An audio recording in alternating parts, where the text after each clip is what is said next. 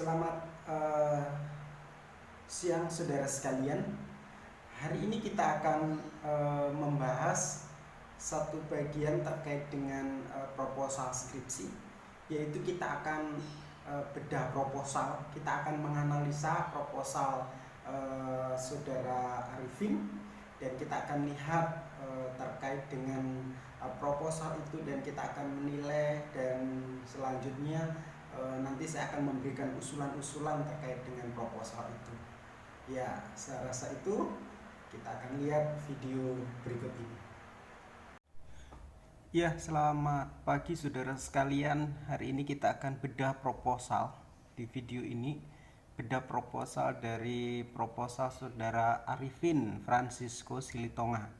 Kita akan lihat proposal ini dan kita akan nilai supaya saudara juga bisa belajar dari bagian ini. Mari kita lihat dari judul.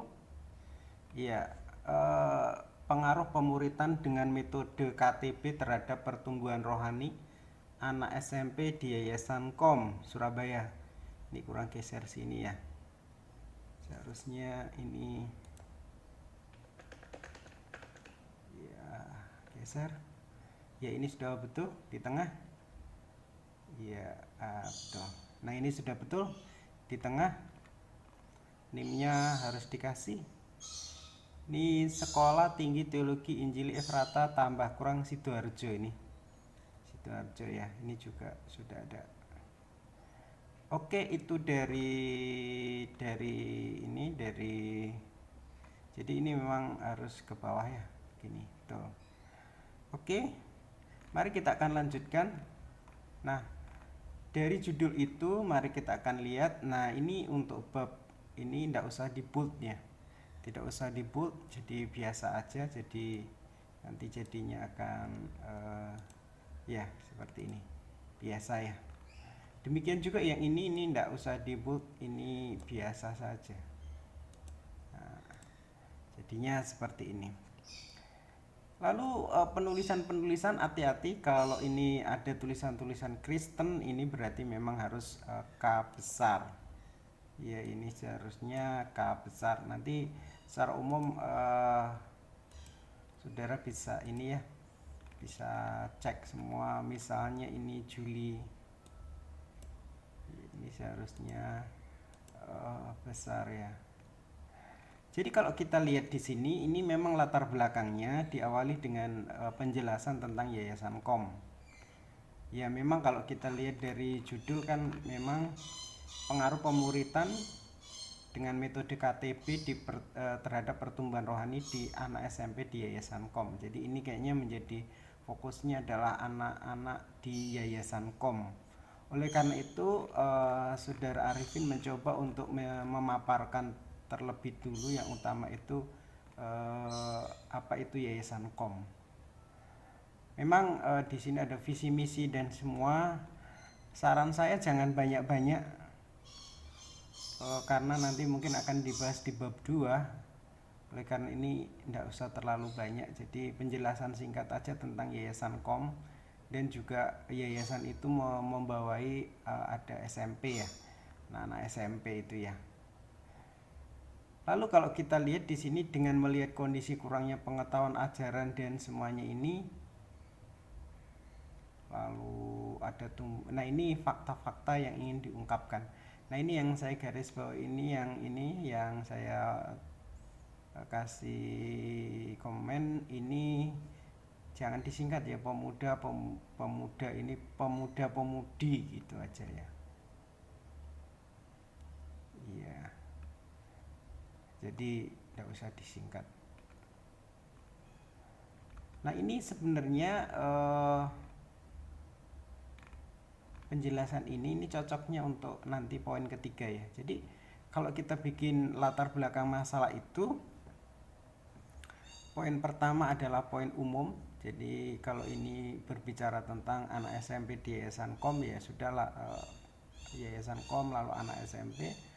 Lalu kalau kita ini, jadi setelah itu di latar belakang masalah perlu dibahas masalah pemuritan.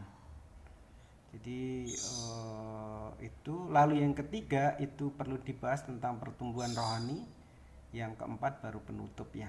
Jadi itu umumnya begitu.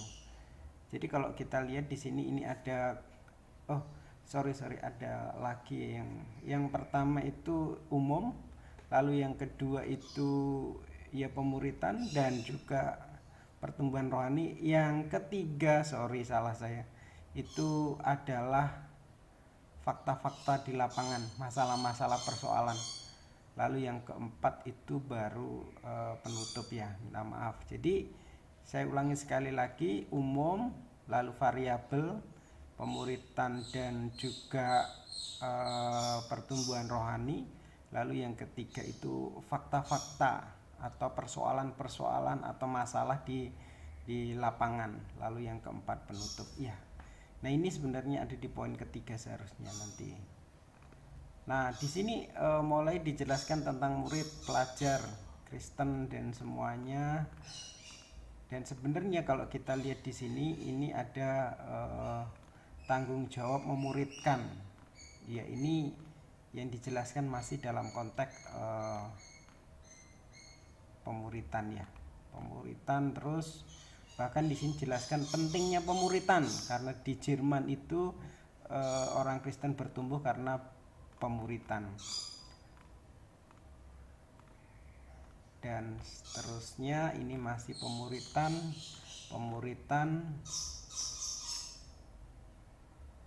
ya dan pemuritan ya. Jadi kalau saya lihat secara umum latar belakang yang dibikin oleh saudara Arifin ini, dia menjelaskan Yayasan Kom, lalu sedikit dijelaskan tentang kondisi anak di sana.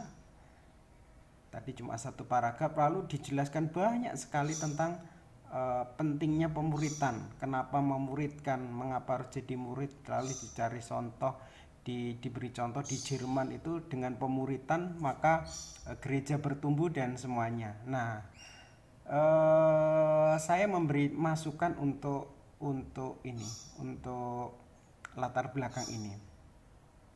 Jadi catatan saya yang pertama memang perlu dijelaskan, yang pertama itu Yayasan Kom. Ya, jangan panjang-panjang. Tadi sudah betul ya dijelaskan tentang apa itu Yayasan Kom, lalu di sana ada anak-anak yang dibina, dididik dan seterusnya ya. Bagaimana mereka itu punya hati untuk memenangkan anak-anak pemuda. Lalu yang kedua perlu dijelaskan adalah variabelnya, di mana program yang dikerjakan oleh Yayasan Kom di GBI Kom. GBI Kom itu GBI yang didirikan Yayasan Kom itu programnya adalah pemuritan. Apa itu pemuritan yang dilakukan? Nah ini perlu dijelaskan. Tadi memang nggak ada sih. Jadi pemuritan yang dilakukan itu adalah pemuritan dengan memakai KTB ya, kelompok tumbuh bersama. Ya, jadi itu yang perlu dijelaskan. Nah, di mana yang selanjutnya itu variabel 2, di mana dengan pemuritan itu diharapkan bahwa anak-anak yang dimuridkan atau dibina itu mengalami namanya pertumbuhan rohani. Ya, jadi bagaimana pemuritan itu mampu mempengaruhi pertumbuhan rohani anak-anak pemuda-pemudi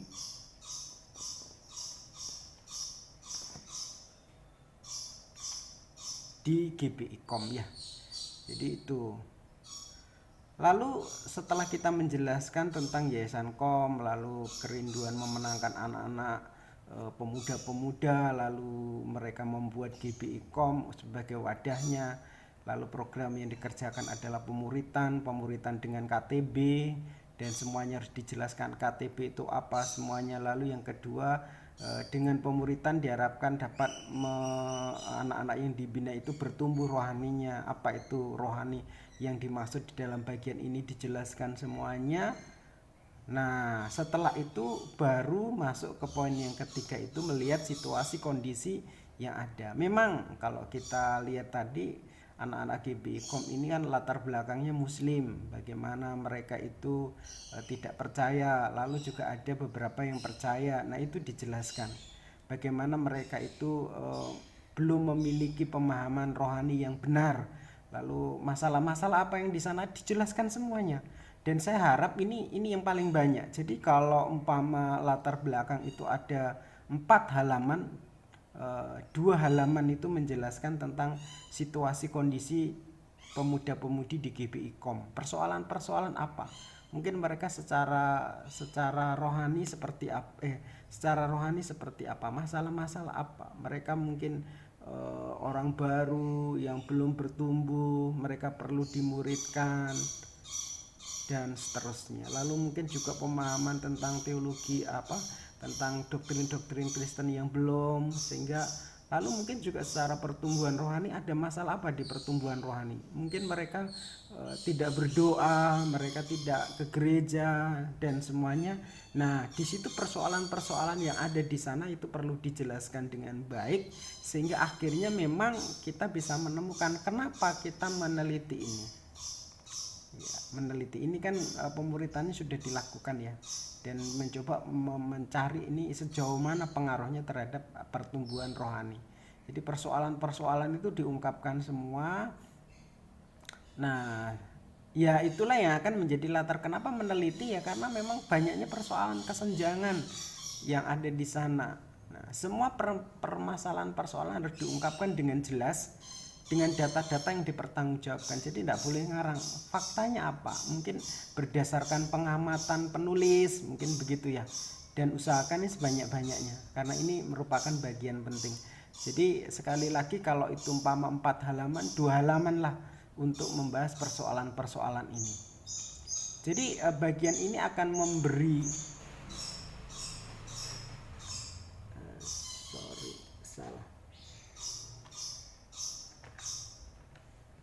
memberi gambaran kepada pembaca tentang kondisi persoalan yang ada di objek penelitian. Setelah itu baru ditutup berdasarkan latar belakang di atas, maka penulis mengambil judul skripsi apa.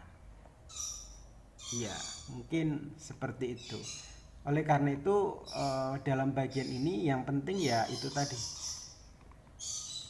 harus dijelaskan yayasan.com apa itu, lalu kerinduan memenangkan jiwa anak, lalu terbentuklah GBI. Nah, setelah itu GBI punya program pemuritan di mana memuridkan dengan KTB dan semuanya dijelaskan semua KTB itu apa semua.